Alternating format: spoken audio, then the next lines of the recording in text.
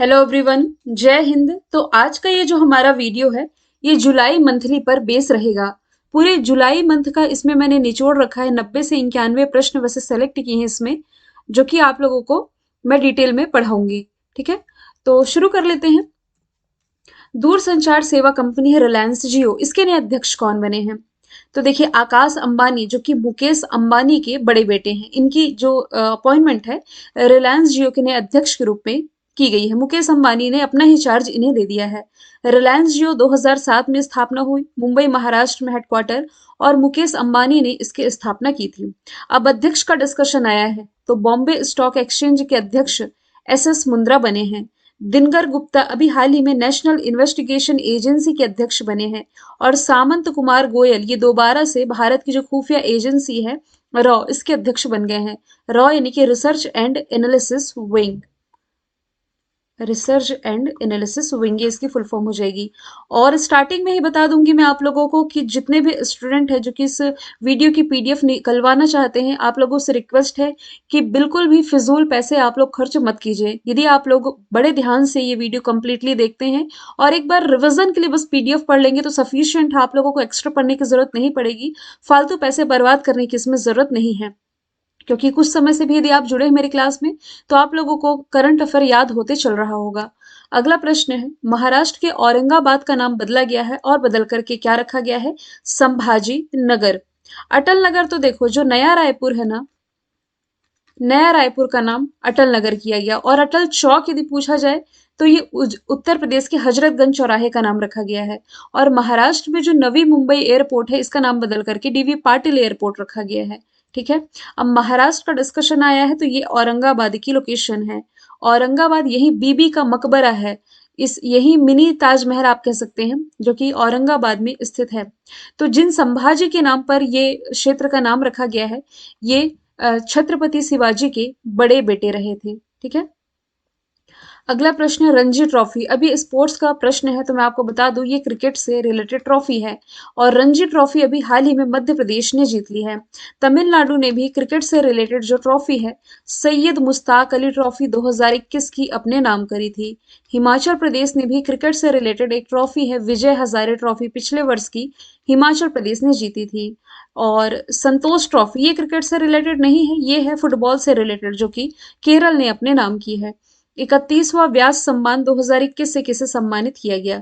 देखो, भारत में ज्ञानपीठ अवार्ड के बाद दूसरा सर्वोच्च सम्मान साहित्य जगत में माना जाता है व्यास सम्मान को।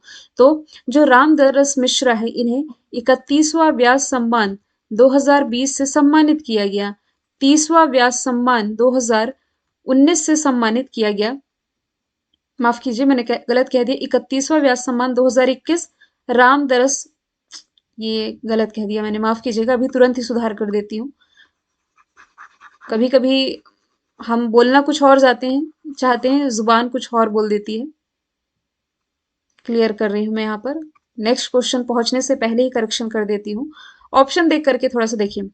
जो शरद पगारे हैं और रामदरस मिश्रा हैं, तो शरद पगारे को नाम मिला है 2020 वाला नीलमणि फूकन दामोदर मौजो, तो 56वां और 57वां ज्ञानपीठ अवार्ड। मैंने जैसे कहा है कि ज्ञानपीठ अवार्ड भारत में साहित्य जगत का सर्वोच्च सम्मान माना जाता है। इसके बाद होता है व्यास सम्मान, तो यहाँ मैं लिख देती हूँ व्यास सम्मान 2019, 20, 21 तीनों के अभी एक साथ प्रदान किए गए हैं ना, इसलिए बस तीन नाम में मैं कंफ्यूज हो गई थी, लेकिन क्लियर कर देती हूँ।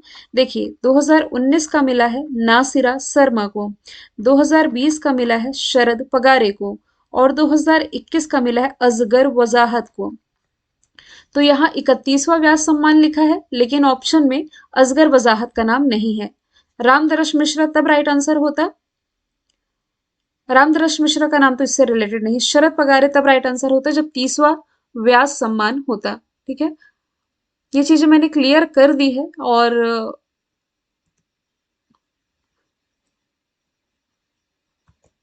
हाँ, अब मैं समझी कि कंफ्यूजन क्यों था। यहाँ लिखा व्यास सम्मान और रामदरस मिश्र लिखा है, तो रामदरस मिश्र का नाम किससे रिलेटेड है? सरस्वती सम्मान से, तभी कंफ्यूजन हो रहा था।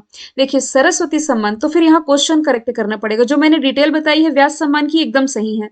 व्यास सम्मान 2019 नासिरा शर्मा, 2020 शरद पगारे, 2021 असगर वजाहत, ये व्यास सम्मान हो गया। स्टार्टिंग के जो दो ऑप्शन बताए हैं ज्ञानपीठ अवार्ड हो गया। अब यदि मैं क्वेश्चन को सुधारूं, यहां लिख दूं यदि मैं सरस्वती सम्मान, तब राइट आंसर होगा रामदरस मिश्रा। अब ठीक है, तो मैं क्वेश्चन ही मॉडिफाई कर दूंगी। रामदरस मिश्रा इनकी जो रचना है, मैं तो यहाँ हूं इसके लिए 31वां सरस्वती सम्मान इन्होंने जीता है। के बिरला फाउंडेशन के द्वारा ये अवार्ड दिया जाता है। महाराष्ट्र में भी तख्ता पलट हुआ था, जैसे बिहार में हुआ है। हालांकि बिहार में पार्टी बदली गई है, लेकिन महाराष्ट्र में मुख्यमंत्री बदल दिए गए हैं। मुख्यमंत्री पहले कौन थे? उद्धव ठाकरे। अब जो एकनाथ शिंदे हैं, ये महाराष्ट्र के नए मुख्यमंत्री के रूप में इन्होंने शपथ ले ली है। ठीक है, और देवेंद्र फडणवीस यहाँ के उप मुख्यमंत्री बन गए हैं। और आर्टिकल 164 के तहत जो मुख्यमंत्री हैं, इनकी नियुक्ति राज्यपाल के द्वारा की जाती है। तो महाराष्ट्र के राज्यपाल कौन है? भगत सिंह कोश्यारी हैं। Miss India world wide, Bharat के बाहर आयोजित होने वाली मतलब लंबे समय तक चलने वाली ये सौंदर्य प्रतियोगिता है, जिसका खिताब हाल ही में जीत लिया है खुशी पटेल ने। ठीक है, मिस इंडिया वर्ल्ड वाइड 2022 का खिताब खुशी पटेल ने जीता है। ये यूके में बायोमेडिकल स्टूडेंट है। इतना लंबा तो याद नहीं रखना कि कहाँ की स्टूडेंट है, बस ये मिस इंडिया वर्ल्ड वाइड का खिताब इन्होंने जीता है। हरनाज सिंधु, ये भारत की हैं। इस बार का जो मिस यूनिवर्स का खिताब रहा, इन्होंने जीता। और मिस वर्ल्ड का खिताब जीता था पोलैंड की केरोलिना बलावस्का ने। 2017 में मिस वर्ल्ड रही थी मानुसी चिल्लर। अगला प्रश्न है, गेल के नए अध्यक्ष कौन बनाए गए हैं? तो अभी हाल ही में जो संदीप कुमार गुप्ता है, ये बन गए हैं गेल के अध्यक्ष। इन्होंने रिप्लेस किया है मनोज जैन को। गेल यानी कि gas authority of India limited 1984 में स्थापना हुई, नई दिल्ली में हेडक्वार्टर हो जाएगा। नीति आयोग के सीईओ परमेश्वरन अय्यर है। नितिन गुप्ता, ये भी हाल ही में central board of direct tax के अध्यक्ष बनाए गए हैं। और तरुण कपूर के बारे में मैंने बता ही दिया है, ये प्रधानमंत्री नरेंद्र मोदी के सलाहकार बनाए गए हैं। अगला प्रश्न, नवी मुंबई एयरपोर्ट। एयरपोर्ट का डिस्कशन मैंने किया ही था कि नवी मुंबई एयरपोर्ट का नाम बदला गया है और डीवी पाटिल एयरपोर्ट कर दिया गया है। ये देखिए टाइपिंग मिस्टेक है, यहाँ टाइपिंग मिस्टेक है, इसे मैं मॉडिफाई कर दूंगी। तो नवी मुंबई एयरपोर्ट का नाम बदल करके डीवी पाटिल एयरपोर्ट रख दिया गया है। कुछ अन्य एयरपोर्ट के नाम बदले गए हैं, तो एक अयोध्या का एयरपोर्ट आप रिलेट कर सकते हैं। देखिए डीबी पाटिल बताया ही मैंने। औरंगाबाद का नाम संभाजीनगर, और महाराष्ट्र में एक और जगह का नाम बदला गया था उस्मानाबाद, तो उस्मानाबाद का नाम धाराशिव कर दिया गया है। हाल ही में कुछ अन्य नाम बदले गए हैं, जैसे कि राजस्थान में जो मियाँ का बाड़ा रेलवे स्टेशन है, इसका नाम महेश नगर हॉल्ट। गुजरात के केवड़िया स्टेशन का नाम Ekta Nagar railway station. Jhansi railway station Veerangana Lakshmibai के नाम से जाना जाएगा। अलीगढ़ का नाम, अलीगढ़ यूपी में है, अलीगढ़ का नाम हरिगढ़। और मध्य प्रदेश का जो होशंगाबाद है, इसका नाम बदल करके नर्मदापुरम किया गया था। टेनिस के चारों ग्रैंड स्लैम आप जानते ही हैं। कौन से 4 ग्रैंड स्लैम होते हैं? सबसे पहले होता है ऑस्ट्रेलियन ओपन, जनवरी फरवरी के टाइम में होता है और ये हार्ड कोर्ट पर खेला जाता है। फिर फ्रेंच ओपन होता है मार्च अप्रैल के टाइम में, ये क्ले कोर्ट पर यानी कि मिट्टी के मैदान पर खेला जाता है। फिर होता है विंबलडन ओपन, ये ग्रास कोर्ट यानी कि घास के मैदान पर खेला जाता है। फिर सबसे लास्ट में नवंबर दिसंबर में होता है यूएस ओपन, ये भी हार्ड कोर्ट पर खेला जाता है। तो इन चारों ग्रैंड स्लैम में 80 मैच जीतने वाले दुनिया के पहले खिलाड़ी कौन बने हैं? तो ये बन गए नोवाक जोकोविक। नोवाक जोकोविक किस कंट्री से बिलोंग करते हैं? सर्बिया से। टेनिस स्टार हैं, तो वैसे खिलाड़ी और उनसे रिलेटेड खेल या कंट्री पूछी जाती है। तो देखो डेनमार्क के हैं विक्टर एक्सेल्सन, ये बैडमिंटन से रिलेटेड है। इन्होंने अभी हाल ही में सर्वश्रेष्ठ प्लेयर का अवार्ड जीता था बैडमिंटन वर्ल्ड फेडरेशन के द्वारा। राफेल नडाल टेनिस प्लेयर हैं, स्पेन से बिलोंग करते हैं। लियोनल मेसी तो फुटबॉलर हैं और ये अर्जेंटीना से बिलोंग करते हैं। अगला प्रश्न है, हाल ही में फर्डिनेंड मार्कोस जूनियर किस देश के राष्ट्रपति बने हैं? तो ये भी हाल ही में फिलीपींस, जिसकी लोकेशन इंडिया के पर्सपेक्टिव में आप कुछ यहाँ देख सकते हैं, इसके नए राष्ट्रपति बन गए। फिलीपींस की कैपिटल हो जाएगी मनीला, जहां एशियन डेवलपमेंट बैंक का हेडक्वार्टर है। करेंसी हो जाएगी फिलीपीनी पेसो। अगला प्रश्न है, एफएटीएफ के नए अध्यक्ष कौन बने? मैं क्वेश्चन को बहुत ज्यादा लेंथी नहीं बना रही हूँ, ताकि आप लोग आसान आसान तरीके से सारी चीजों को रिलेट करते चलें। जैसे कि मैं डेली करंट अफेयर में पढ़ाती हूँ आप लोगों को, तो एक क्वेश्चन को 2 से 3 मिनट तक एक्सप्लेन करती हूँ, उससे बनने वाले सारे एक्स्ट्रा फैक्ट, लेकिन यहाँ हम लगभग 100 प्रश्न डिस्कस करने जा रहे हैं। बहुत सारे फैक्ट एक ही क्वेश्चन में मिक्स करेंगे तो बहुत आप कन्फ्यूज़ हो जाएँगे। इसलिए आसान-आसान वे में आप लोगों को समझाते चल रही हूँ। फाइनेंशियल एक्शन टास्क फोर्स ऐसी कंट्री जो कि टेरर फंडिंग करती है, इन पर निगरानी रखने के लिए जो संस्था है, जिसकी स्थापना G7 कंट्रीज़ के द्वारा की गई थी। तो एफएटीएफ के अध्यक्ष अभी हाल ही में कौन बनाए गए हैं? टी राजा कुमार, जो कि भारत के हैं। मैं आपको बता दूं भारत G7 का हिस्सा नहीं है।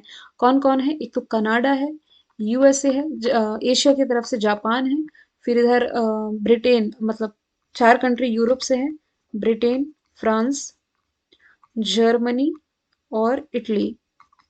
ये है G7 कंट्रीज।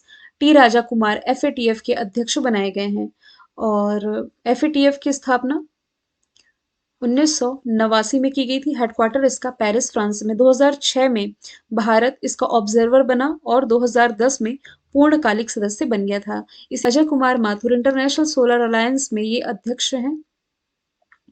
और कैथरीन रशेल यूनिसेफ के अध्यक्ष, पहले हेनरिटेज फोर्थ थी, अब कैथरीन रशेल है।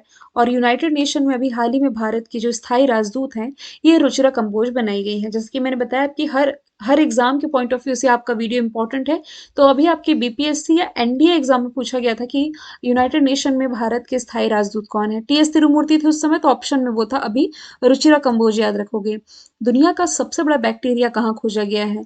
तो अभी हाल ही में कैरिबियाई मैंग्रोव दलदल, लोकेशन में आपको दिखा देती हूँ, ये नॉर्थ अमेरिका है, ये साउथ अमेरिका। ये जो कैरिबियाई क्षेत्र है, यही दुनिया का सबसे बड़ा बैक्टीरिया खोजा गया है। देखिए बैक्टीरिया, इसे देखने के लिए मतलब कि माइक्रोस्कोप की ज़रूरत पड़ती है, क्योंकि सूक्ष्म हमारी मतलब नॉर्मल आँखों से नहीं देखा जा सकता, लेकिन ये इतना बड़ा बैक्टीरिया पाया गया है यहाँ, जो कि नॉर्मल बैक्टीरिया से 5000 गुना बड़ा है। इसकी लंबाई 0.4 इंच तक की है। कहाँ खोजा गया है? मैंग्रोव के दलदल में। तो लोकेशन दिखाना ज़रूरी था।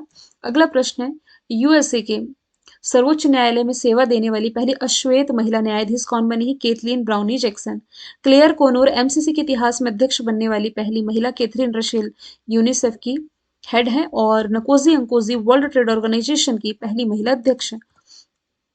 ठीक है, जो चीजें बताई है मैंने वही लिखा हुआ है। तो ये सुप्रीम कोर्ट, अमेरिकी सुप्रीम कोर्ट की छठी महिला न्यायाधीश है, लेकिन पहली अश्वेत है ना। हाल ही में किस देश ने अपनी पहली कोविड वैक्सीन स्काई कोविनिन की उत्पादन और बिक्री को मंजूरी दी है? तो स्काई कोविनिन को विवन वैक्सीन, ये साउथ कोरिया की है, जिसे अभी हाल ही में मंजूरी मिल चुकी है। साउथ कोरिया ना ये दुनिया का पहला तैरता शहर लॉन्च करने जा रहा है, जो कि 2025 तक लॉन्च हो जाएगा। एक एक फैक्ट डिस्कस करेंगे। मान लो इस 90-100 क्वेश्चन में फिर से साउथ कोरिया का डिस्कशन आएगा, फिर बताऊंगी कि एक फैक्ट और क्या है। एक ही प्रश्न में मिक्स नहीं करते, क्योंकि क्वेश्चन लंबे हैं। एक और चलो बता देती हूँ, 5G नेटवर्क लॉन्च करने वाला पहला देश है। फिर एक और याद रख लो, नूरी 2 स्वदेश निर्मित रॉकेट है, जिसका परीक्षण साउथ कोरिया ने किया है। फिर एक और रिलेट कर लो कि यून सुक योल यहाँ के नए राष्ट्रपति बने हैं, है ना। तो बहुत सारी चीजें हैं, बस मिक्स करके मैं आप लोगों को कंफ्यूज नहीं करना चाहती हूँ। एनटीपीसी ने किस राज्य में भारत की सबसे बड़ी तैरती सौर ऊर्जा परियोजना की शुरुआत की है? तो देखिए, तेलंगाना जो है, तेलंगाना के रामागुंडम में 100 मेगावाट की तैरती हुई परियोजना का संचालन एनटीपीसी के द्वारा किया जाना है, नेशनल थर्मल पावर कारपोरेशन के द्वारा। ठीक है। और तेलंगाना की यदि मैं बात करूँ तो इसकी राजधानी हैदराबाद है। मूसी नदी के किनारे ये बसा हुआ है। के चंद्रशेखर राव यहाँ के मुख्यमंत्री है। तमिलसाई सौंदरराजन राज्यपाल हो जाएंगे। और गुजरात में सबसे बड़ा आप स्टेच्यू ऑफ यूनिटी रिलेट कर सकते हो, या क्रिकेट स्टेडियम भी रिलेट किया जा सकता है, जो कि नरेंद्र मोदी के नाम पर रखा गया स्टेडियम है, गुजरात के अहमदाबाद में। ओडिशा में भारत में सबसे बड़ा हॉकी स्टेडियम बन के तैयार हुआ है, बिरसा मुंडा हॉकी स्टेडियम। और कर्नाटक में सबसे बड़ा रेलवे स्टेशन, दुनिया का सबसे बड़ा railway station, Hubli railway station पहले नाम था, अब श्री सिद्धिविनायक स्वामी जी रेलवे स्टेशन कर दिया गया है नाम। 1550 मीटर इसकी लंबाई है, पहले यूपी का गोरखपुर था। अगला प्रश्न है, किस राज्य के सीकरी जिले में जो खंडेला तहसील है, यहाँ यूरेनियम के विशाल भंडार पाए गए हैं? तो यूरेनियम के विशाल भंडार अभी हाल ही में सीकर जिला, जो कि राजस्थान में, यहाँ पाए गए हैं। मतलब कि राजस्थान आप ये कह सकते हैं कि आंध्र प्रदेश और झारखंड के बाद यूरेनियम खनन में, मतलब कि इसके भंडारण यहाँ पाए गए हैं, और इसके खनन में हेल्पफुल ये बन रहा है राज्य, जिसका नाम है राजस्थान। तो यूरेनियम खनन करने वाला तीसरा राज्य राजस्थान बना, आंध्र प्रदेश और झारखंड के बाद। वैसे यदि मैं बात करूं यूरेनियम की, तो यूरेनियम को किसी यू से प्रदर्शित करते हैं और खासकर एटॉमिक बम बनाने में इसका इस्तेमाल किया जाता है। और इसका एटॉमिक नंबर भी मैं आप लोगों को बता देती हूँ, क्योंकि एक आप लोगों के एग्जाम में पूछे जाते हैं। कैपिटल यू से प्रदर्शित किया जाता है, एटॉमिक नंबर इसका 92 हो जाएगा। जयपुर राजस्थान की कैपिटल है, जहां भारत का पहला ऑर्गन डोनर मेमोरियल स्थापित किया गया है। इसे पिंक सिटी के नाम से भी जाना जाता है। हाल ही में मिस इंडिया वर्ल्ड 2022 का खिताब किसने जीता? मतलब ये मिस इंडिया रही, अब ये मिस वर्ल्ड में भारत को रिप्रेजेंट करेंगी। ये बनी है शिनी शेट्टी, जिनकी इमेज आप देख पा रहे हैं। ये कर्नाटक की रहने वाली है। इस बार की 2022 की मिस इंडिया यही है। खुशी को मैंने बता ही दिया है। मिस इंडिया वर्ल्ड वाइड बनी है, भारत के बाहर होने वाली सबसे लंबे समय तक चलने वाली प्रतियोगिता।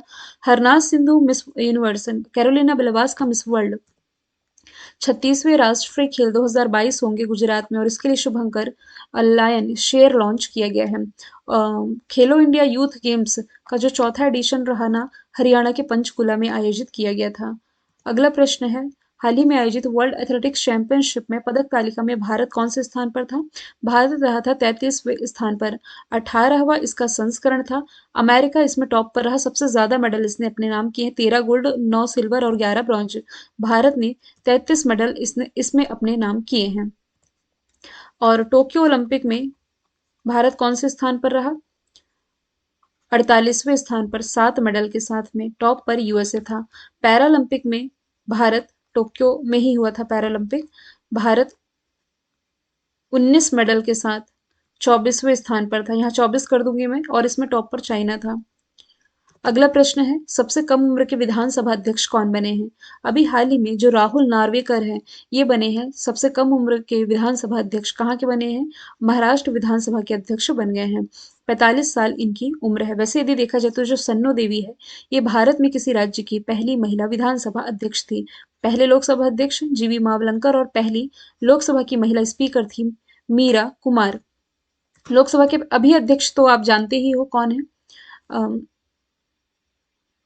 ओपी बिरला, ओम प्रकाश बिरला। अभिमन्यु मिश्रा ना, ये सबसे यंग, सबसे युवा ग्रैंड मास्टर बने हैं। शतरंज से रिलेटेड है। चंद्राणी मुर्मू सबसे युवा सांसद बनी थी, उड़ीसा से 25 साल में सांसद चुनी गई थी। अगला प्रश्न है, आयुर्वेद रत्न पुरस्कार किसने जीता है? तो अभी हाल ही में भारत की जो तनुजा नेसारी है, इन्होंने ब्रिटिश संसद के द्वारा आयुर्वेद रत्न पुरस्कार जीत लिया है। सर्वश्रेष्ठ नर्स चुना गया है केन्या की अन्ना कुबाले को। दिव्या हेगड़े, ये बैंगलोर से बिलोंग करती हैं, इन्हें भी यूनाइटेड नेशन के द्वारा सम्मानित किया गया है, जलवायु कार्यकर्ता है। भानुमति घीवला, इन्हें फ्लोरेंस नाइटिंगेल अवार्ड से सम्मानित किया गया, गुजरात की नर्स हैं। फैन कोड ने अपना ब्रांड एम्बेसडर किसे बनाया? तो ऐसे में तो केवल वन लाइनर फैक्ट ही याद रख सकते हो कि फैन कोड के ब्रांड एम्बेसडर रवि शास्त्री। और रवि शास्त्री का डिस्कशन आया तो पहले ये मेंस क्रिकेट, मेंस मतलब पुरुषों के कोच थे, लेकिन अब राहुल द्रविड़ हैं। तो रवि शास्त्री की एक किताब आप चाहें तो याद रख सकते हो, क्योंकि इनकी पहली किताब लॉन्च हुई है, star gazing the players. M S Dhoni किसके किसके ब्रांड एम्बेसडर हैं? देखो, ये टाइटन के ब्रांड एम्बेसडर हैं, ये ड्रीम 11 के ब्रांड एम्बेसडर हैं, ये इंडिगो के ब्रांड एम्बेसडर हैं। अभी हाल ही में पहला जो गरुण एरोस्पेस है, इसके ब्रांड एम्बेसडर भी महेंद्र सिंह धोनी। रेड बस के भी ब्रांड एम्बेसडर महेंद्र सिंह धोनी है। हाल ही में बायजूस के ब्रांड एम्बेसडर नीरज चोपड़ा, और ओकले आईवीआर ब्रांड के ब्रांड एम्बेसडर रोहित शर्मा है। अगला प्रश्न है, भारत का स्वदेश निर्मित विमान वाहक यानी कि पहला जो इंडिजीनियस एयरक्राफ्ट करियर लॉन्च हुआ है, इसका नाम क्या है? तो इसका नाम है आईएनएस विक्रांत। ये भी वन लाइनर फैक्ट में ही आप लोगों को याद रखना है। एडिशनल तौर पर इसके न लागत पूछी जाएगी, न लंबाई चौड़ाई ऊंचाई। देखो, 20,000 करोड़ की लागत से तैयार किया गया है, और इसकी क्षमता है कि ये अपने साथ 30 लड़ाकू विमान और हेलीकॉप्टर कैरी करके ले जा सकता है। इंडियन नेवी की स्थापना हुई थी, मतलब इंडियन नेवी डे 4 दिसंबर को मनाया जाता है। हेडक्वार्टर नई दिल्ली में। आर हरि कुमार इसके प्रमुख हो जाएंगे। आईएनएस ध्रुव, आईएनएस ध्रुव का मैंने आप लोगों को काफी बार बताया है कि ये भारत का पहला न्यूक्लियर मिसाइल ट्रैकिंग जहाज है। आईएनएस वगशीर इंडियन नेवी में शामिल चौथी स्कॉर्पियन पनडुब्बी है। चौथी नहीं, छठवीं, क्योंकि 6 पनडुब्बियां शामिल होनी थी, 5 शामिल हो चुकी हैं। कलवरी करंज कंडेरी वागीर, सॉरी, चौथी है वेला, पांचवी वेला, कलवरी, करंज, कंडेरी, वागीर, वेला, वागीर, वगशीर, यही है ना? वागीर वगशीर, हाँ, वगशीर छठवीं है। चौथी गलत थी। वल्शुरा, इसे भी हाल ही में प्रेसिडेंट कलर अवार्ड से सम्मानित किया गया है। अगला प्रश्न है, रामानुजाचार्य की प्रतिमा स्टेच्यू ऑफ पीस का अनावरण कहाँ किया गया? तो स्टेच्यू ऑफ पीस का अनावरण अभी हाल ही में श्रीनगर में किया गया है, गृह मंत्री अमित शाह जी के द्वारा। तो रामानुजाचार्य जो कि एक प्रसिद्ध दार्शनिक और समाज सुधारक थे, इन्हीं की स्टेच्यू है जो कि श्रीनगर में स्थापित की गई है। इन्हीं की प्रतिमा आप रिलेट कर सकते हो स्टेच्यू ऑफ इक्वालिटी के तौर पर। देखो क्वेश्चन को आप कैसे रिलेट करोगे, ऑप्शन मैंने कुछ ऐसे सेट किए हैं जैसे कि Srinagar statue of peace, statue of equality Hyderabad में स्थापित किया गया, समानता की प्रतिमा। लेकिन पूछा जाए एकता की प्रतिमा यानी कि स्टेच्यू ऑफ यूनिटी, तो ये गुजरात के केवड़िया में। पूछा जाए statue of knowledge, Bhimrao Ambedkar ji की जो प्रतिमा थी स्टेच्यू ऑफ नॉलेज, ये स्थापित किया गया महाराष्ट्र के लातूर में। तो ये सभी आप कनेक्ट कर सकते हैं स्टेच्यू से। अभी हाल ही में किस राज्य की काई चटनी को जीआई टैग देने की मतलब डिमांड रखी गई है? तो ओडिशा की ये चटनी है, मतलब ये चींटियों से तैयार की जाती है। वैज्ञानिक रूप से ये जो चींटियां हैं इन्हें ओकोफिला स्मार्गडीना कहा जाता है। ये ओडिशा के मयूरभंज में बहुतायत मात्रा में पाई जाती है। काई चींटियां बुनकर चींटियों से तैयार की जाती है और आदिवासियों के बीच में काफी लोकप्रिय भोजन इसका माना जाता है, क्योंकि माना जाता है कि ये जो चटनी है इसमें प्रोटीन, कैल्शियम, विटामिन ये सभी भरपूर मात्रा में पाया जाता है और आदिवासी लोग इसका उपयोग औषधि उपयोग में करते हैं, जैसे कि पीलिया, जुकाम, जोड़ों को दर्द, खांसी, इन सभी में। बिहार का जर्दालू आम, मगही पान, कतरनी राइस और शाही लीची हम भूल नहीं सकते, जिसे जीआई टैग मिला है।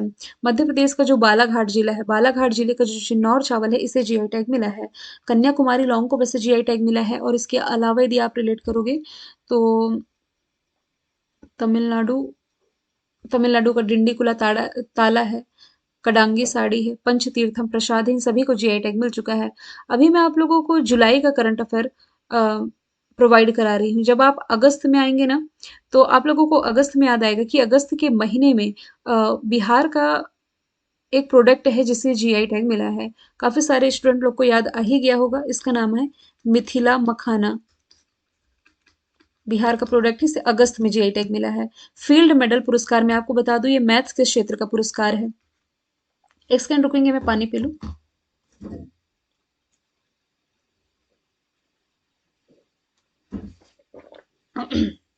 ये ना मैथ्स के क्षेत्र का अवार्ड है जो कि अभी हाल ही में यूक्रेन की प्रोफेसर है मेरीना विजायोवोस्का, इन्होंने जीत लिया है। तो इसे गणित का नोबेल भी कहा जाता है। 40 से कम उम्र के गणितज्ञ को दिया जाता है। ये अवार्ड पाने वाली ये दूसरी महिला है। ठीक है। और पहली थी मरियम मिर्जा खानी जो कि ईरान की थी। और 1936 में अवार्ड शुरू किया गया, हर 4 साल में दिया जा रहा है 1950 से। Geetanjali Shree, tomb of sand इनकी रचना है, अंतर्राष्ट्रीय बुकर पुरस्कार इन्होंने जीता है। करेन उल्हनबेक, मैथ्स का नोबल, एक वो आपको याद आ रहा होगा, एबल प्राइज, ये करेन उल्हनबेक ने 2020 का जीता था।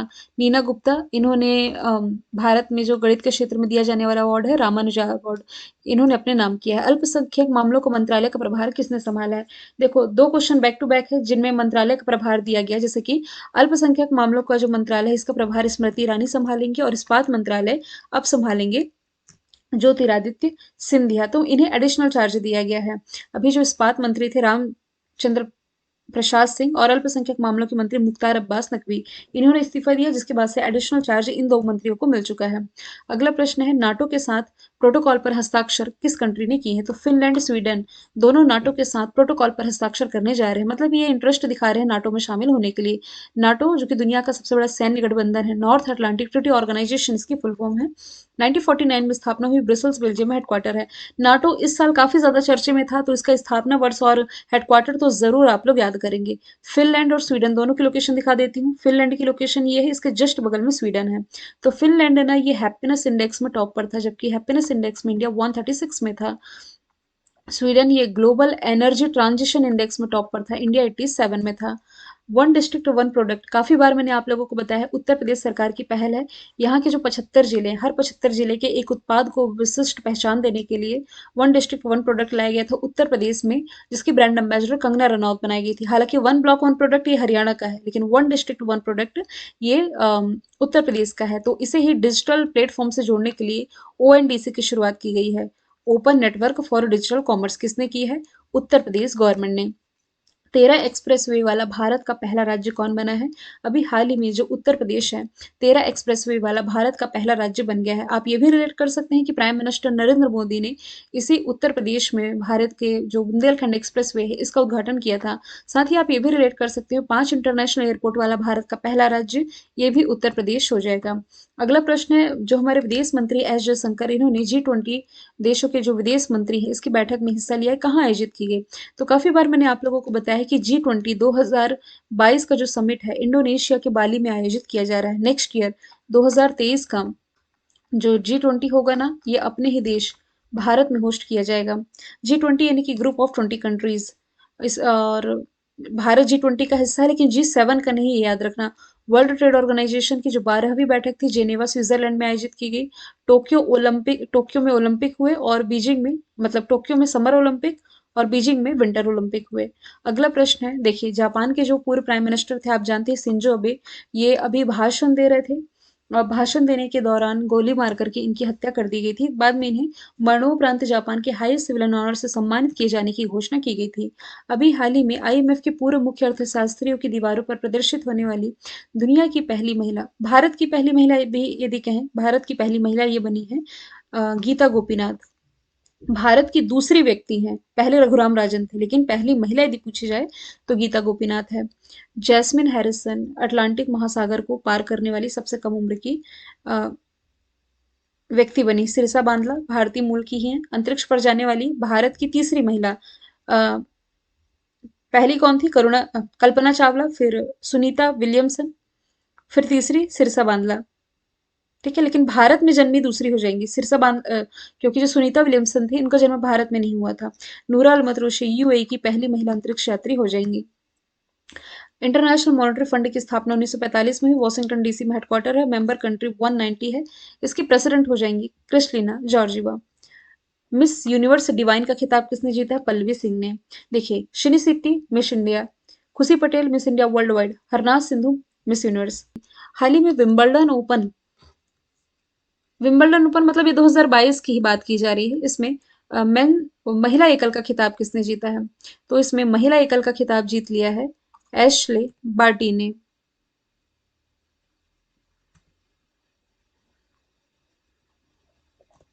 अच्छा, मैं आप लोगों को अभी 4 ग्रैंड स्लैम के नाम बता रही थी।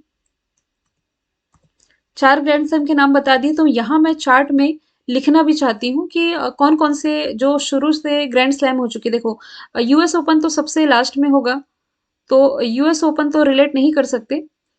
बाकी के जो 3 ग्रैंड स्लैम हो चुके हैं, कौन कौन से?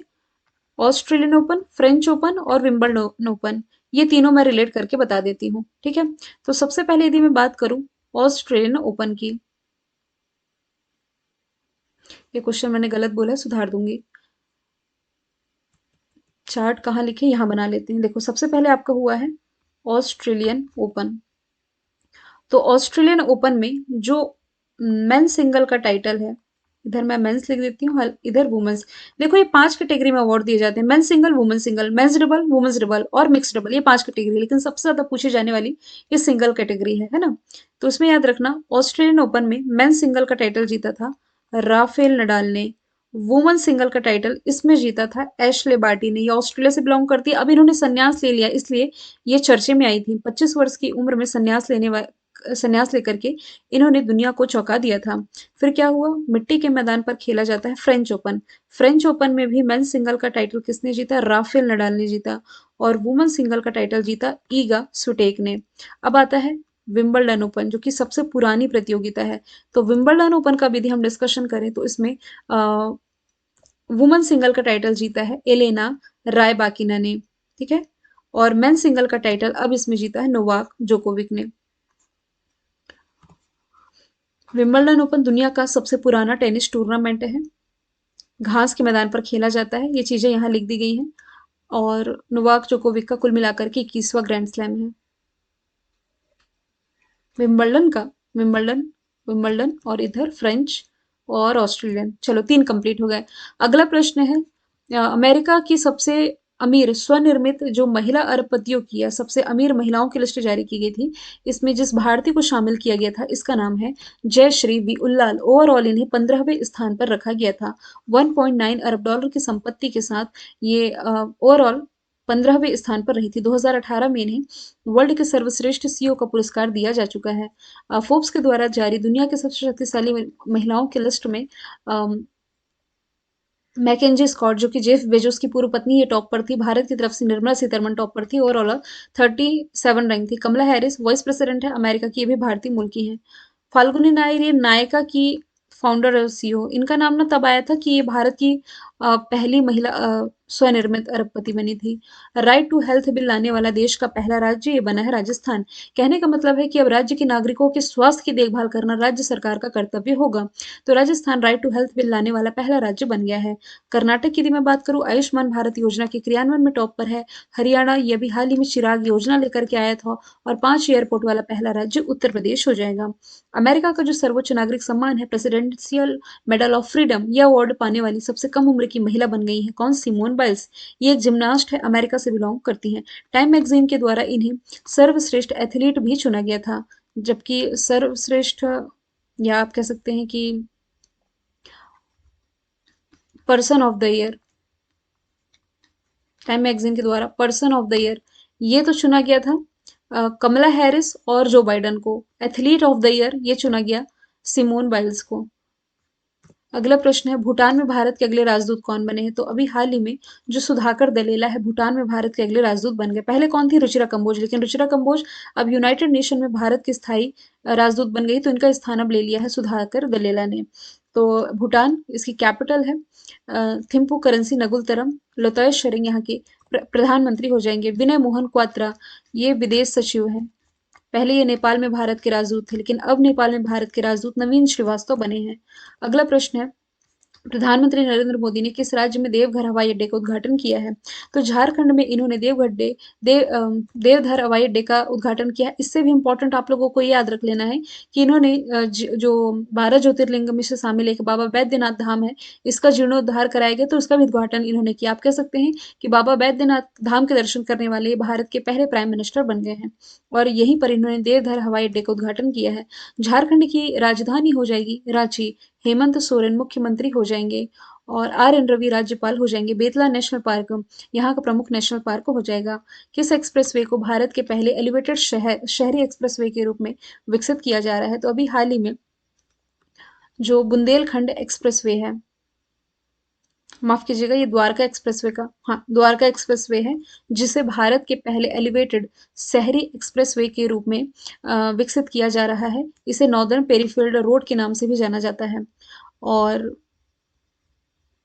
ये एक्सप्रेसवे 29 किलोमीटर लंबा है। 19 किलोमीटर हिस्सा इसका हरियाणा में आता है और 10 किलोमीटर ये दिल्ली से जुड़ता है। तो ये एलिवेटेड एक्सप्रेसवे जो टेक्नोलॉजी है, ये एक तरह से पुल के रूप में होता है। उन इलाकों पर बनाया जाता है जहाँ घनी आबादी की वजह से जमीन का अधिग्रहण करना मुश्किल हो जाता है। कम जगह है, तो इस तरह से एलिवेटेड सड़कें निकाल करके नई टेक्नोलॉजी का इस्तेमाल करके ट्रांसपोर्ट को सुगम किया जाता है। अगला प्रश्न है, अंतर्राष्ट्रीय T20 क्रिकेट में 500 डॉट गेंद फेंकने वाले दुनिया के पहले गेंदबाज बने हैं Bhuvneshwar Kumar. Option number A इसका राइट आंसर हो जाएगा। आईपीएल के इतिहास में पहले रिटायर्ड खिलाड़ी आर अश्विन बने थे, मैंने बताया था आप लोगों को। अगला प्रश्न, I2U2 ग्रुपिंग से कौन से देश जुड़े हैं? तो आई से इजराइल, आई से इंडिया, फिर यू से यूएई और यू से यूएसए। तो 4 कंट्री इसमें शामिल है, इंडिया, इजराइल, यूएई, यूएसए। तो इन चारों देशों के लीडर इस समिट में पार्टिसिपेट करने जा रहे हैं। अगला प्रश्न है, भारत का पहला कार्बन न्यूट्रल हवाई अड्डा कौन बन रहा है? तो इसमें से जो लेह एयरपोर्ट है, ये भारत का पहला कार्बन न्यूट्रल एयरपोर्ट के रूप में इसे विकसित किया जा रहा है एयरपोर्ट अथॉरिटी ऑफ इंडिया के द्वारा, जिसकी स्थापना 1995 में हुई। नई दिल्ली में हेडक्वार्टर। संजीव कुमार इसके अध्यक्ष हो जाएंगे। भारत का सबसे लंबा जो डबल डेकर फ्लाईओवर है कहाँ बनाया गया है? तो ये बनाया गया नागपुर में। नागपुर जिसे आप संतरा नगरी के नाम से जानते हैं। National highway authority of India limited इसके द्वारा 3.14 किलोमीटर लंबा ये डबल डेकर फ्लाईओवर है, जो कि नागपुर में बनाया गया है। नागपुर ये किसका निर्वाचन क्षेत्र है? ये हमारे जो जहाज रानी और शिपिंग मंत्री हैं नितिन जयराम गडकरी जी, इसका निर्वाचन क्षेत्र है, इनका निर्वाचन क्षेत्र है। हुबली में सबसे लंबा रेलवे स्टेशन मैंने आप लोगों को याद करा ही दिया है, श्री सिद्धिविनायक स्वामी जी रेलवे स्टेशन कर्नाटक में है। भोपाल में भारत का पहला world class railway station Kamalapati railway station आप लोगों ने याद किया है। और इंदौर में एशिया का सबसे बड़ा स्पीड ट्रैक नार ट्रैक्स का उद्घाटन किया गया था। अगला प्रश्न है, अभी हाल ही में जेंडर गैप रिपोर्ट जारी की गई। आप ये भी याद रखना कि रिपोर्ट किसके द्वारा रिलीज की जाती है। वर्ल्ड इकोनॉमिक फोरम ने जेंडर गैप रिपोर्ट रिलीज की है। 146 कंट्रीज के बीच में भारत को मिला है 135वां स्थान। इसमें टॉप पर हो जाएगा आइसलैंड। वैसे यदि आप रिलेट करो तो हैप्पीनेस इंडेक्स में इंडिया को मिला है 136 प्लेस। इसमें टॉप पर हो जाएगा फिनलैंड। वैसे यदि आप रिलेट करोगे तो प्रेस फ्रीडम इंडेक्स में इंडिया को मिला है 150वां स्थान। टॉप पर हो जाएगा नॉर्वे। अगला प्रश्न है, किस देश की स्पेस नहीं होगा, स्पेस एजेंसी है जेम्स वेब टेलीस्कोप। तो सबसे पहले ये याद रख लो कि बहुचर्चित जो जेम्स वेब टेलीस्कोप है ये किस स्पेस एजेंसी से रिलेटेड है, नासा से। ये इसलिए चर्चे में आए थे क्योंकि इसने अभी तक इतिहास में ब्रह्मांड की सबसे गहरी और क्रिस्टल क्लियर तस्वीर आप देख सकते हैं। ब्रह्मांड की तस्वीर जारी की गई लेकिन ऐसा लग रहा है एकदम पास से ली हुई तस्वीर है, इसलिए ये चर्चे में आया है। इसमें आकाश गंगाओं के विशालतम समूह को दिखाया गया है। पूरी डिटेल आप लोगों को लिखी हुई है इस जेम्स वेब टेलीस्कोप के बारे में। जब आप पीडीएफ को पढ़ेंगे ना तो आपको ए टू जेड चीजें समझ में आ जाएंगी। वनडे एग्जाम की तैयारी कर रहे हैं तो उस हिसाब से मैं आप लोगों को चीजों को ओवरऑल बता ही रही हूँ, लेकिन आपको जानकारी ज्यादा ही चाहिए कि मेंस के पर्सपेक्टिव से यदि आप पढ़ेंगे तो पीडीएफ आपके लिए हेल्पफुल रहेगी। तो मेरे पॉइंट ऑफ व्यू से इस प्रश्न से जेम्स वेब टेलीस्कोप ये की पॉइंट याद रखेंगे। नासा जो कि अमेरिका की स्पेस एजेंसी इससे संबंधित है, इसलिए चर्चे में आया था। अगला प्रश्न है, इंटरनेट क्रांति के जनक माने जाने वाले ऐसे कौन से व्यक्ति थे जिनका अभी हाल ही में निधन हो गया। तो इंटरनेट क्रांति के जनक माने जाते थे ब्रजेंद्र कुमार सिंघल। इनका भी हाल ही में निधन हो गया है। वीएसएनएल यानी कि विदेश संचार निगम लिमिटेड के इसके पूर्व जनक रहे थे। और फिर यदि मैं बात करूं फर्नांडो कार्बटो की तो इनका भी निधन हुआ। ये पासवर्ड के पासपोर्ट नहीं पासवर्ड होगा। पासवर्ड तो यूज करते ही होंगे आप लोग अपने कंप्यूटर वगैरह में। तो पासवर्ड का जनक माना जाता है फर्नांडो कबर्टो को। वर्गीस कुरियन कौन है, तो भारत में दुग्ध क्रांति व्हाइट रेवोल्यूशन इन इंडिया इसके जनक वर्गीस कुरियन है। सोली सोरभ जिनका भी निधन हुआ ये भारत के पूर्व अटॉर्नी जनरल हैं। अगला प्रश्न है, किन दो स्थानों को टाइम मैगजीन के द्वारा वर्ल्ड ग्रेटेस्ट प्लेस ऑफ 2022 में शामिल किया गया है। तो गुजरात का अहमदाबाद और केरल इन दोनों को ही 2022 के सर्वश्रेष्ठ स्थानों में शामिल किया गया है। चीन और किस देश के बीच में सी गार्डियंस एक्सरसाइज का आयोजन हुआ, तो चाइना और पाकिस्तान। मतलब कि भारत के दोनों कंधे पर बैठे हुए दो देश है जो चाइना पाकिस्तान, इन दोनों के बीच में सी गार्डियंस एक्सरसाइज का आयोजन हुआ है। भारत पाकिस्तान के बीच में कौन सी रेखा है, रेड क्लिफ रेखा। भारत और चाइना के बीच में कौन सी रेखा है, मैक मोहन रेखा। तो इन दोनों देशों के बीच में जो एक्सरसाइज आयोजित की गई इसका एडिशन था दूसरा। संघाई और चाइना में आयोजन हुआ। थीम तो नहीं पूछी जाएगी तो आप याद रख सकते हो। नेपाल के साथ भारत की एक्सरसाइज है सूर्य किरण। रसिया के साथ है इंदिरा एविया इंदिरा।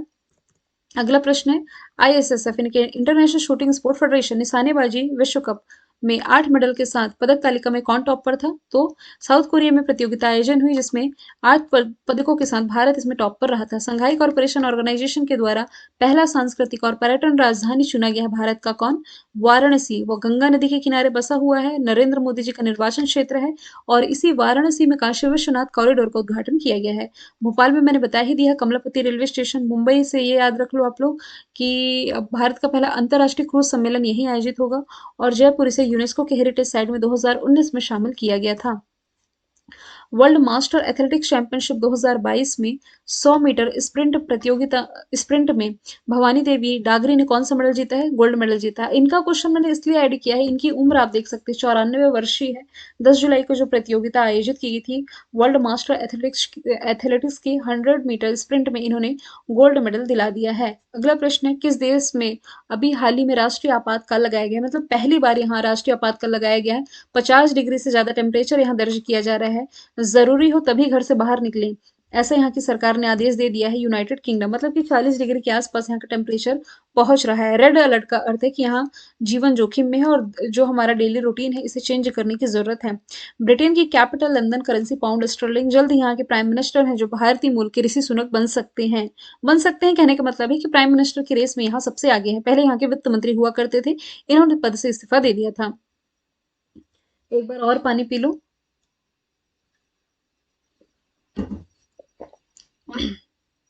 30 के आसपास क्वेश्चन बच गए हैं आप लोगों के।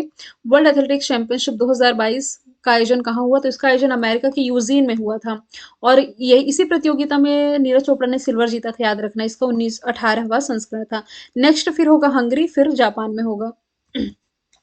इंग्लैंड में कॉमनवेल्थ गेम्स 2022 का आयोजन हुआ, टॉप पर ऑस्ट्रेलिया थी। अभी जो फीफा मेंस वर्ल्ड कप चल रहा है ये कतर में हो रहा है।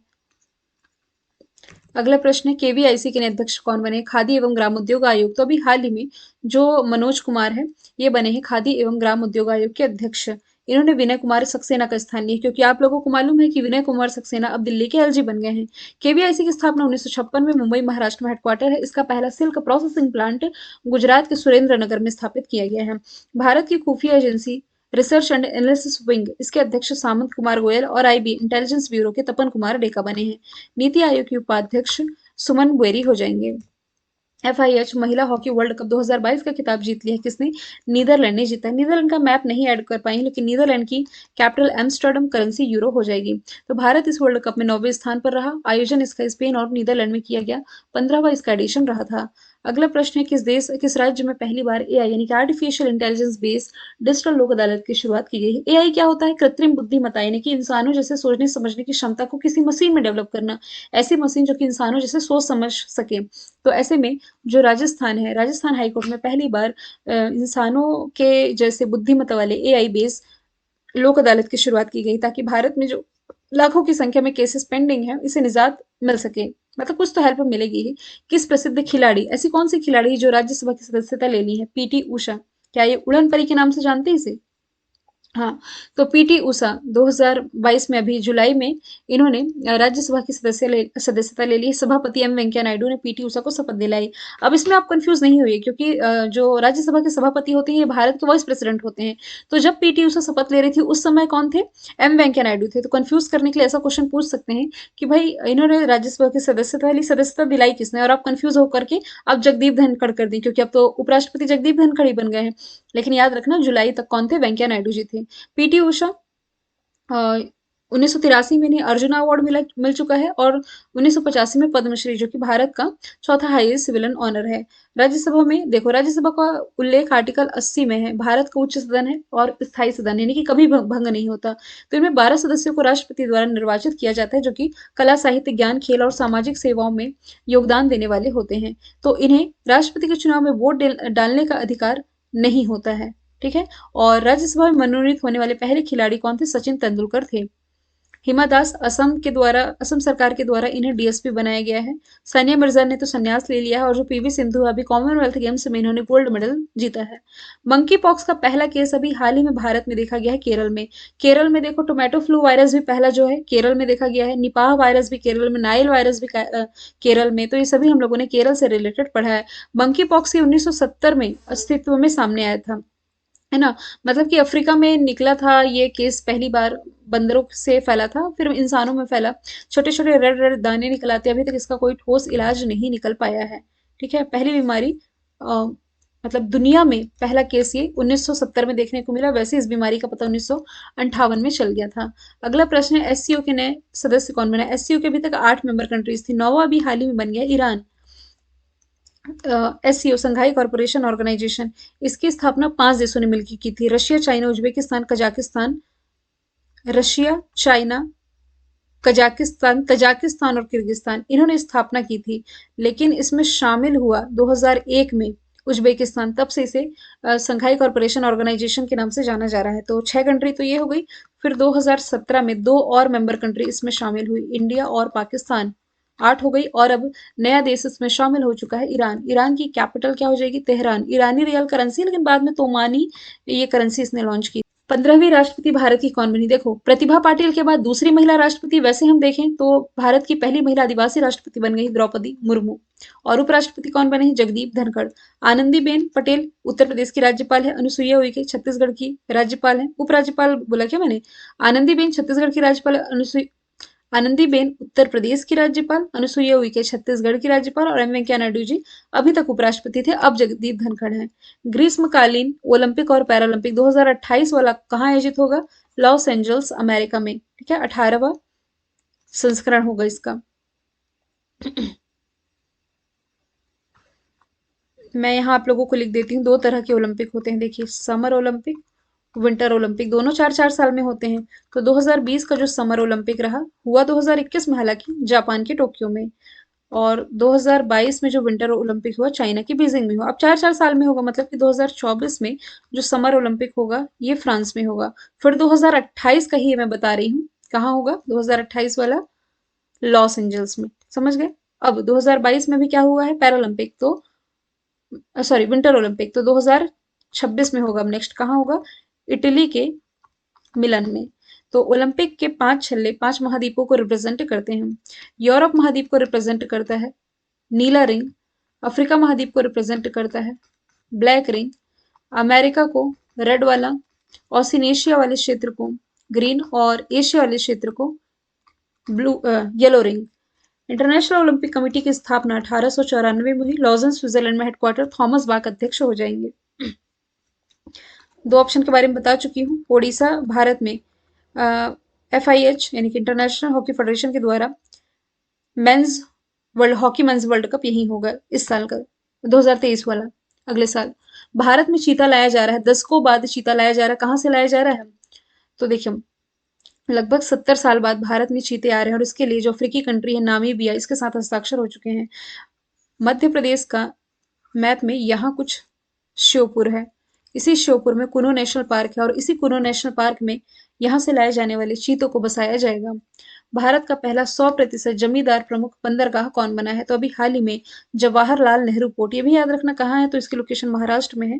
ये सभी बर्थ इसके पीपीपी यानी कि पब्लिक प्राइवेट पार्टनरशिप, इस मॉडल पर संचालित है, और ये भारत का पहला 100% जमींदार प्रमुख बंदरगाह बन गया है। अब ये मैप मैंने इसलिए रखा है ताकि आप लोगों को पोर्ट के बारे में एडिशनल जानकारी मिल सके। स्टैटिक जीके में ऐसे प्रश्न पूछे जाते हैं। हल्दिया याद रखना, वेस्ट बंगाल में है। पारादीप ओडिशा में है, जो इंपॉर्टेंट बताते जा रही हूँ आप लोगों को। फिर पोरबंदर गुजरात में है। भावनगर गुजरात में है। वेरावल वाला, ये भी गुजरात में है। जवाहरलाल नेहरू नेहरू महाराष्ट्र में है। पणजी मारमुगांव, दोनों गोवा से याद रख सकते हो।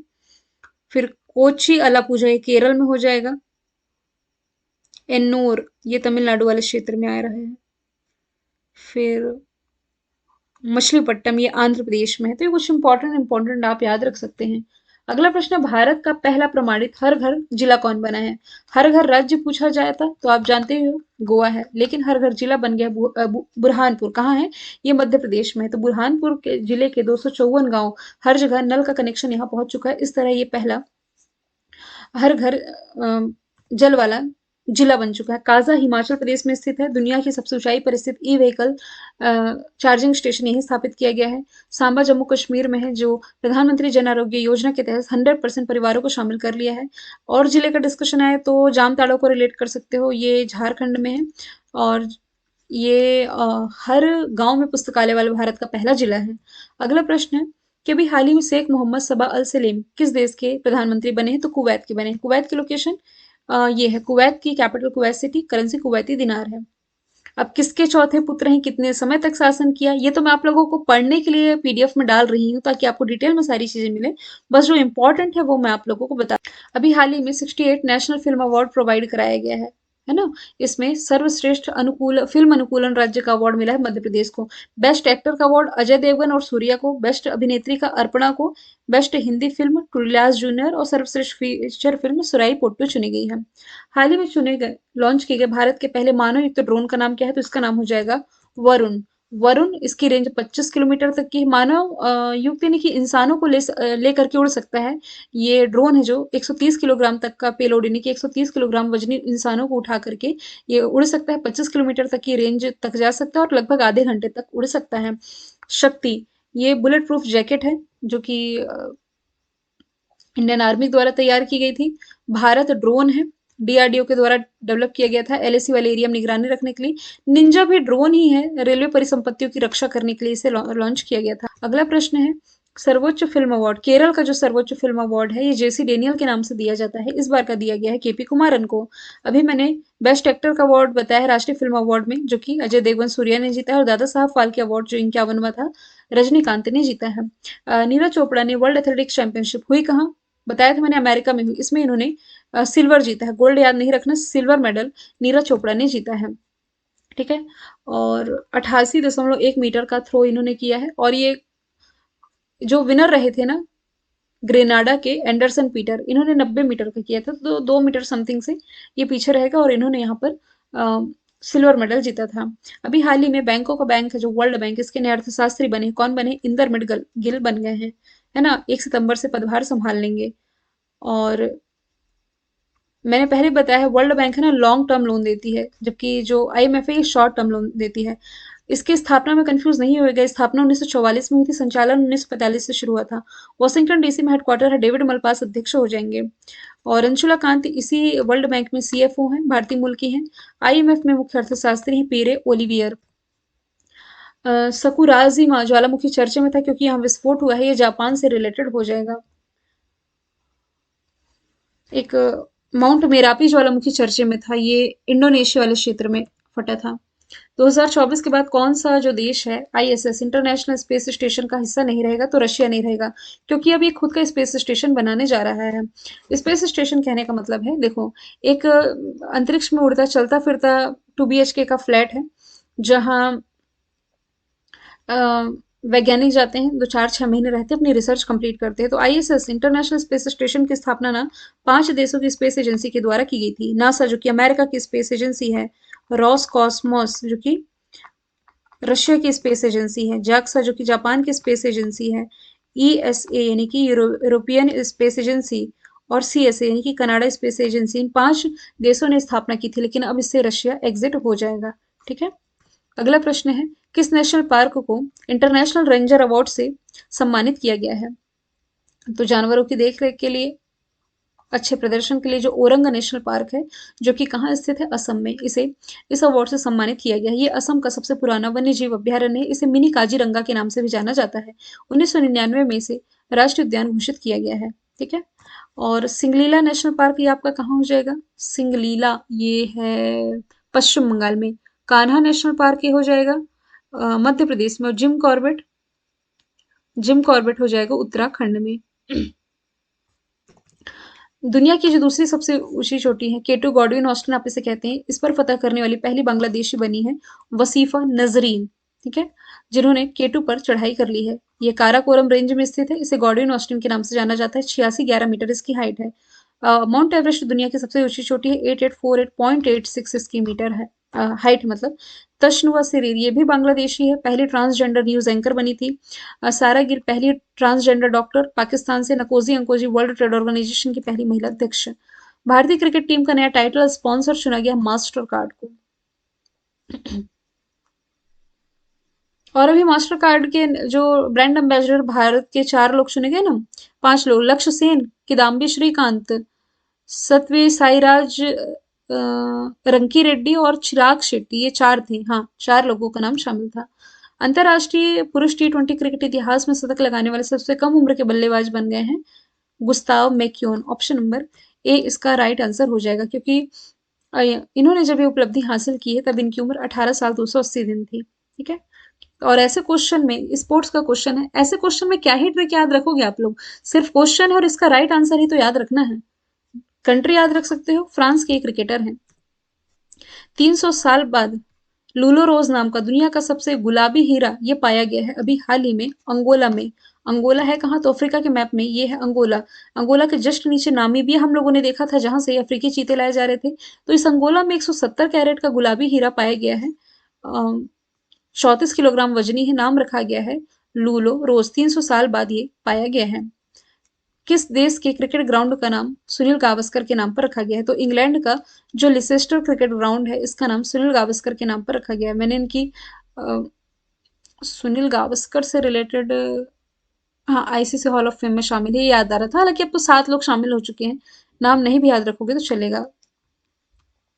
सचिन तेंदुलकर, यदि शुरू से रिवाइज करूँ तो अनिल कुंबले, सुनील गावस्कर, बिशन सिंह बेदी, सुनील गावस्कर के, सचिन तेंदुलकर, राहुल द्रविड़ हैं, और अभी 7वें मीनू मार्कंडे शामिल किए गए हैं।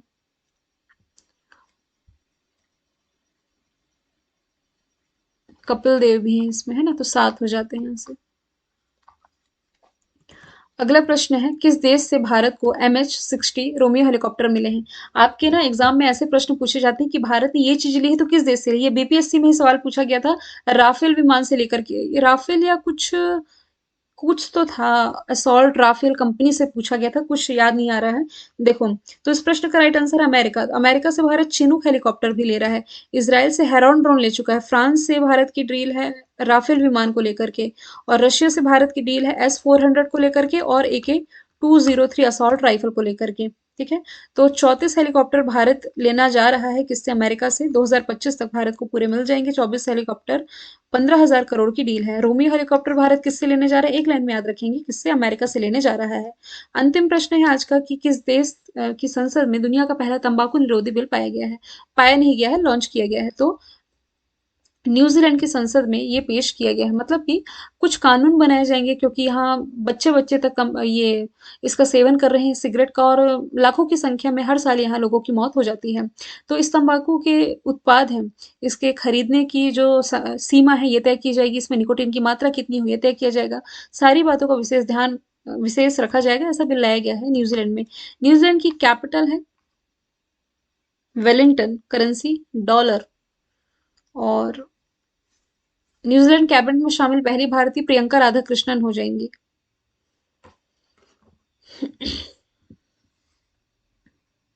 अमेरिका में मलाला यूसुफजई एक्ट लाया गया था, फिर गन कंट्रोल बिल भी लाया गया अमेरिका में, फिर अबॉर्शन बिल भी लाया गया अमेरिका में। कनाडा में ये याद रख सकते हो कि प्लांट से बनी दुनिया की पहली कोरोना वैक्सीन। और जापान से क्या रिलेट करोगे? जापान तो हेनले पासपोर्ट इंडेक्स में टॉप पर है। दुनिया की डुअल मोड व्हीकल जापान ने लॉन्च की थी। चलिए, 91 प्रश्न यहाँ से आप लोगों के कंप्लीट होते हैं। जल्द ही 2-3 दिनों में कोशिश करूंगी कि अगस्त मंथली आप लोगों को प्रोवाइड करा दूं। मिलेंगे फिर नेक्स्ट वीडियो के साथ। Thank you so much.